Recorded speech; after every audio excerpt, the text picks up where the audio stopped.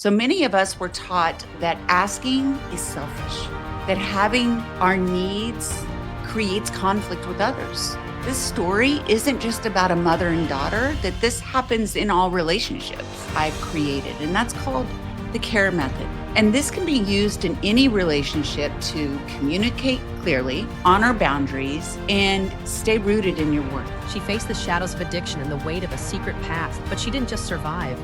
She chose to transform. Now, as an award-winning host and advocate, she's giving a voice to the voiceless, empowering millions to heal. This is Marci Hopkins, and it's time to wake up. Am I saying yes out of fear or love? But here's something important to understand. Our brains really don't perceive reality objectively. Neuroscience shows that the brain is constantly predicting based on past experiences, emotional memory, and expectations. You are allowed to speak your truth. You are allowed to have needs. You are allowed to choose yourself, even in relationships you care deeply about. Hello, all, and welcome back to Wake Up with Marci, where we have real conversations, raw healing, and we learn to wake up to our worth. I'm Marci Hopkins, your host, and I'm so grateful you're here with me today. And today, I'm going to do the show solo, and we're going to talk about something that impacts every relationship in our lives. And that is that there's two sides to every story, and our perceptions are different. And when we don't know how to communicate through those differences, it turns into frustration, resentment, and emotional distance. So today I want to share a very real situation that I just experienced with my daughter. And I want to walk you through something that I've created, and that's called the care method. And this can be used in any relationship to communicate clearly, honor boundaries, and stay rooted in your worth. Know your worth, right? It's hard to sometimes know our worth. So over the last few days, my daughter's home from college and she's going to be leaving soon and I'm going to be leaving soon also. And so I really wanted to spend some time with her. And I've been trying to make plans with her. Now she's 20 years old. And from my perspective, it felt really one-sided. It felt like everything was evolving around what she wanted to do and when she wanted to do it. And if I'm being honest, I kept adjusting myself to try to make it work. I was putting other things to the side that I really needed to address or be a part of, but I wanted to be with my daughter. So I agreed to plans I really didn't want to do. Some of them weren't great for me, meaning there was an exercise class that she wanted to do. And at my age, it really wasn't a great fit. But I was willing to do it because she wanted to do it and I wanted to spend time with her. And I said yes anyway, even though it wasn't good for me and I wasn't honoring my boundaries. And why did I do this? Because I really wanted to spend time with her, because connecting with my daughter matters to me. And eventually, this all led to an argument because she was trying to make it work for herself, and I was trying to make it work on my side. But the reality is, underneath that argument, like initially it was anger, but really it was the feeling that I wasn't being seen. That's how I was feeling. And I didn't feel like there was a give and take. But that's when I realized that this story isn't just about a mother and daughter, that this happens in all relationships. It happens in friendships, at work, in any family dynamic, in partnerships, anywhere that one person keeps adjusting and the other really doesn't realize it. But here's something important to understand. Our brains really don't perceive reality objectively. Neuroscience shows that the brain is constantly predicting based on past experiences, emotional memory, and expectations. So that means we interpret situations through our own emotional lens. We fill in the gaps without realizing it. And two people can experience the same moment and walk away with completely different perceptions. So when that conflict happens, both people often feel right. And that's why communication matters more than being right. And I just want to expand a little bit more on that interpretation of the situation through my emotional lens, because I was thinking back to times that I was being more selfish or I was trying to do things that I wanted to do when I was younger. And now that I'm older, I regretted it. And so I'm trying to push that objective onto this situation, right? So that's how we can think about that, right? If we're dealing with somebody that's younger or comes from a different place, has different lived experiences, we are trying to fill in those gaps or push our own emotions or situations or stories on to that other person or on to that situation. So it's really important that we learn that this is happening. And that's where I came up with the care method so that I could help shift these changes in my life and my relationships and protect myself. And I really believe that it can help you too. So, the care method that I've created, the first is communicating effectively. Communicating effectively and not emotionally reacting. When we feel misunderstood or dismissed, the brain's threat system activates. And that's when we raise our voices, we get defensive, we interrupt others, or we shut down, right? We just get angry and we leave. But effective communication really slows things down. So the way that we say it is so important, right? Like saying you're selfish or you never make time for me, that puts someone else's defense mechanisms up or their walls up or they don't hear you. But the way that we say it, if we could shift how we say it, like, I want to spend time together and I'm feeling hurt because it doesn't feel really balanced right now. So the way that we say it is so important. Starting anything with you do this, you make me feel this way, is automatically putting someone on the defense. So expressing with I statements, I feel this way when. And that shift changes everything. So I want to share an exercise with you. So I want to pause and try this. And so instead of saying in a situation like this, you don't care. Of course, I know my daughter cares. We know the other person cares, but we say, you don't care. But what you really mean, what that feeling is underneath that, is that you feel unimportant and you want a mutual effort.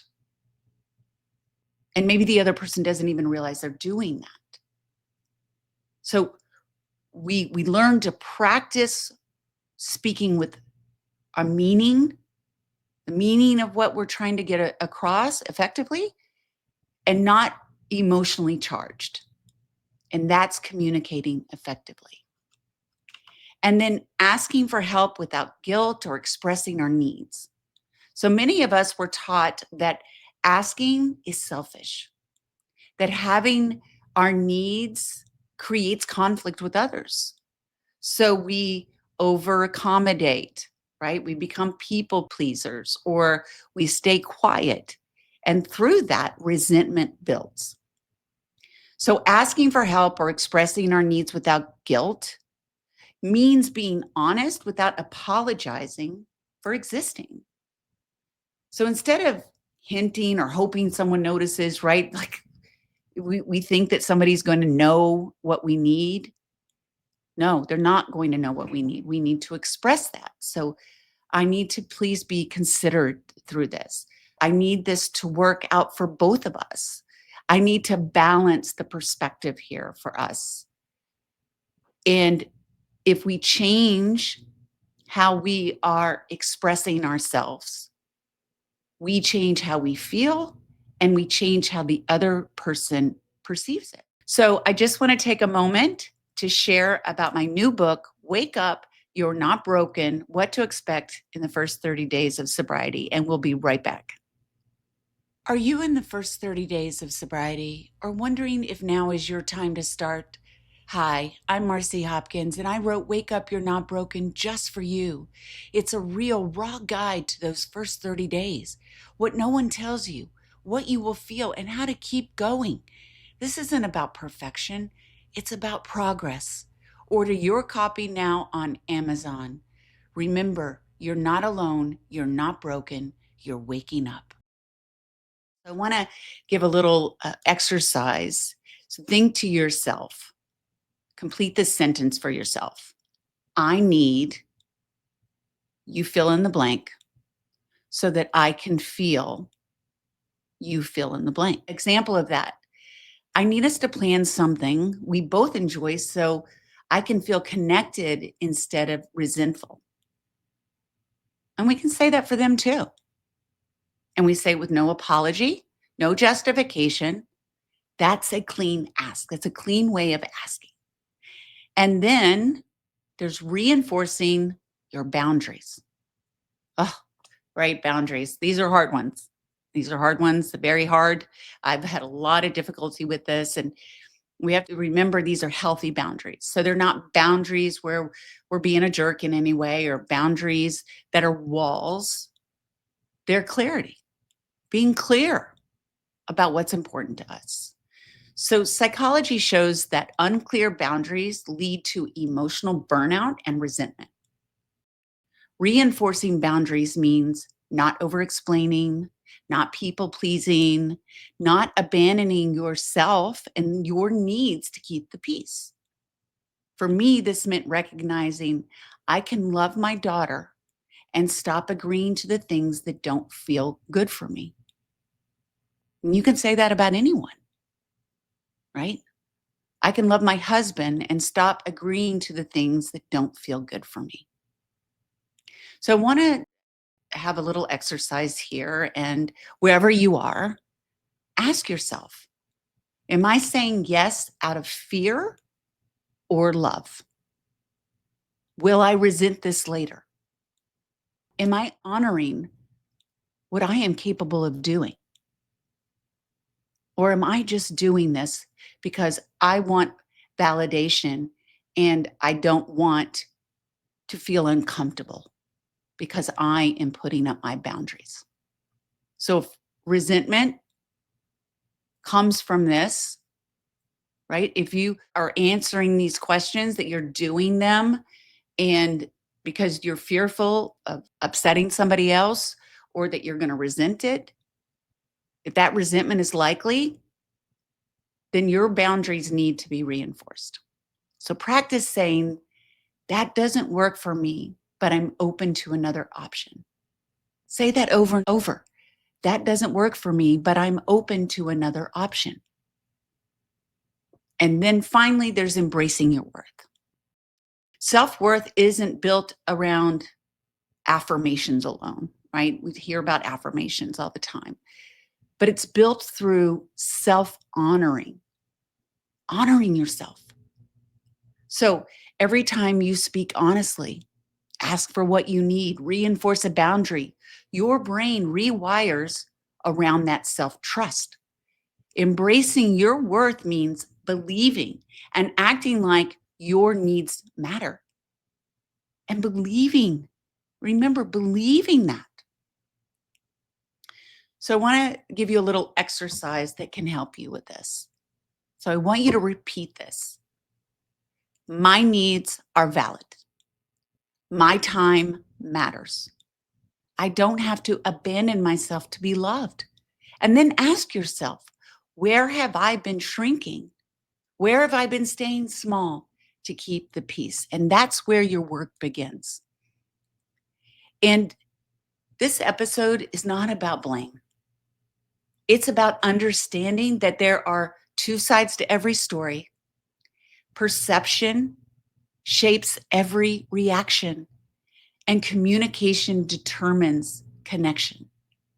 And the care method gives you a way to communicate effectively, ask for help without guilt, reinforce your boundaries, and embrace your worth without burning bridges or betraying yourself. So, if this resonated with you, hear this clearly, please. You are allowed to speak your truth. You are allowed to have needs. You are allowed to choose yourself, even in relationships you care deeply about. So I'm just so grateful that I've had this time with you. And this work is something I've created through chaos to clarity, from stuck to thriving, and learned how to apply the care method in real life situations just like this one. And I have the link below for you. I hope you will check that out because this is life changing. And if you're ready to stop over adjusting and start showing up with clarity and confidence and self trust, then just check out that link below. And please, if this episode spoke to you, please like, share, comment, subscribe on YouTube, share it with someone that needs to hear it, needs permission to stop shrinking too. So thank you again for being here with me. And I will see you next Thursday with a new episode. And until next time, wake up to your worth. You are worthy, you are not broken, and you are not alone. I'll see you next Thursday.